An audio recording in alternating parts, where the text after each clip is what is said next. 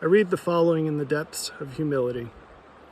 This message is for those who profess belief in God, who know that there are things in their life out of alignment with what God would do in their place. My question for you is, what are you waiting for? Think about the consequences of your choices. Realize that those consequences are only presently attenuated because of the blood of Christ. That's a scaffold.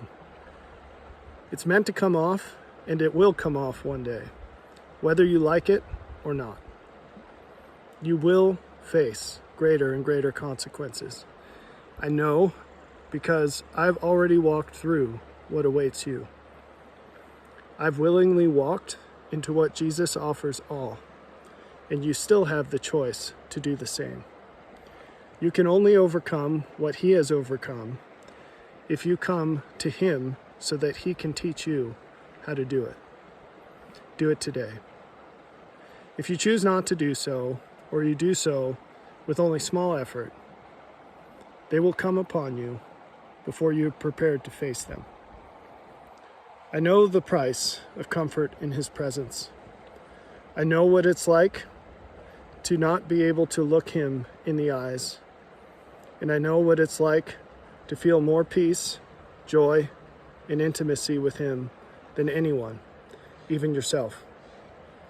I promise you that there is nothing in this world that can compare to witnessing the Lord's joy for you and in you. There is no price on this earth that's consequential in comparison. You will stand before him, whether in this life or the next.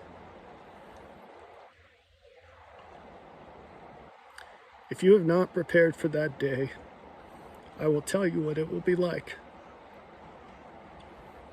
You will experience a deeper desire than anything you've ever felt to be anywhere but where you are.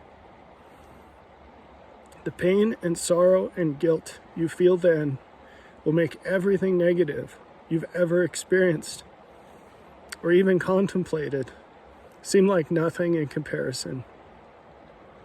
And now I will tell you why you will feel that way. He will not be able to hide his love for you. And you will know something of what he did every moment of your life to help you, guide you, and to lead you to greater outcomes than you could even imagine. You will know something of what it cost him and how glad he was to do it, but you would not let him. I implore you to start today, to make any changes you need to align with what you understand the Lord would do in your place. Do it now.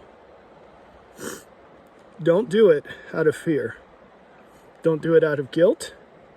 Do it because you love him, and love him because he loved you first. When the world blows itself up, it will be too late. You don't realize the resources God has given you. It will all go away sooner than people realize. It will happen in ways that seem like waves, in ways that seem like all at once. As it does, you will wish you had spent your time differently, when it was so much easier. You will not have the money, you will not have the time, you will not have the materials like this video that you do now. Not only that, it will be so much more difficult to make the changes you're putting off now when you're fighting or fleeing for your life or enslaved, or if you make it that far, engaged in the nonstop toil of feeding, housing, and clothing yourself without the aid of machines, fuel, or electricity. I promise you that this generation will see what I have described fulfilled. And in that day, it will be too late. Today is the day to come to Christ like you never have before. I'm not telling you to neglect the duties God has given you. Putting food on the table, taking care of your children, making sure your house doesn't fall apart, etc. But prioritize and execute all things in the context of God's will for you and for the world. Seek ye first the kingdom of God. To this, many rebut, but I only have so much time. This reminds me of a conversation I had with a student once who came to me complaining that he was falling behind in his assignments because he didn't have any more time to give.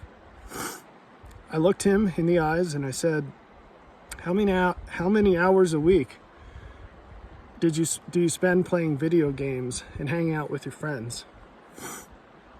It was as much time as he had spent on his homework.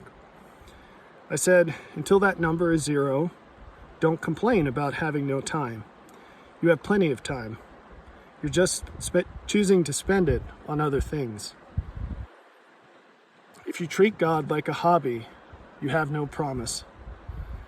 You're a dead branch and you'll be burned as the fire continues to increase in intensity beyond your ability to endure. How arrogant we are to assume we can have all the blessings of Abraham and Enoch by doing exactly nothing they did. God is no respecter of persons. He's completely impartial.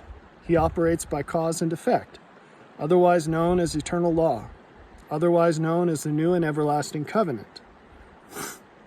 You live by the principles, you receive the blessings. It's that simple. You do not have less time than Abraham. You do not have less time than Enoch. You do not have less time than me. You just choose to spend it on other things. And that is why you are in a different place. The requirement is all your heart, might, mind, and strength. If you give him everything you have, he will give you everything he has. There is no other way. Turn to God today with all your heart. Give him all of yourself so he can give you all of himself.